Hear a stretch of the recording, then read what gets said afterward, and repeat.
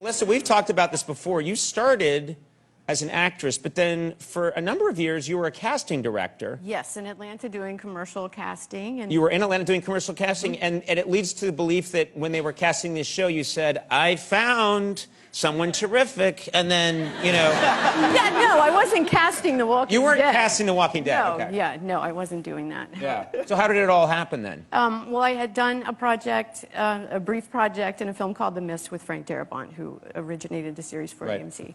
And 3 years after we shot that, I was in the casting office and got a phone call that this project was being made and there was a part. And I said, well, I'm available. And I figured I would be dead in a couple of episodes, if not the end of the week. Right. And here we are 4 years later, and I've since been replaced at the casting office. The casting office replaced you. Yeah. Okay, then you're going to get next week's script. That's the scary part. Danai, I have to ask you, I'm so used to seeing you as Michonne that when I first walked into the dressing room and met you for the first time,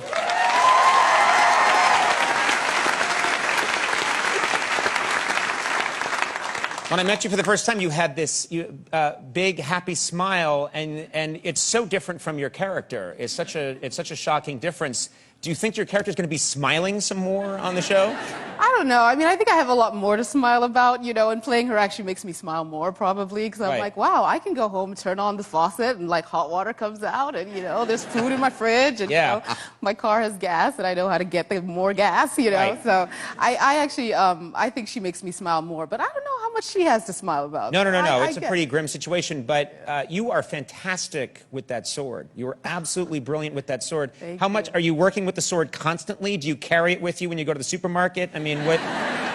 I don't, but I do have a few in my trunk, and it's not really by, you know, by any, like, design. It's just that when I go to rehearse or whatever, sometimes I have a couple in my trunk, and I have had... What do you mean you happen to have samurai swords in your trunk? That doesn't sound good to a police officer. My trunk is like my massive purse, you know what I mean? It's like where you put stuff. So, like, after I'm done rehearsing, I put it in the trunk, and I have had some guys who wash the car going, what's up with this? What are these? And I'm like, just leave that alone. Just don't play with that. All you have to do is look at them the way you look at everybody on The Walking Dead, and they're going to, because you have the most intimidating sideways stare I think I've seen in the medium. Movies are, yes, you do. You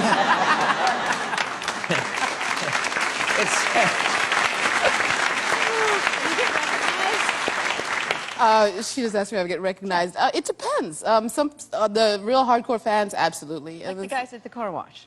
No. Those ones, they did not recognize. So they were a little confused. So they just think you're they some were crazy really person confused. with knives. Exactly. Who likes big knives. Yeah.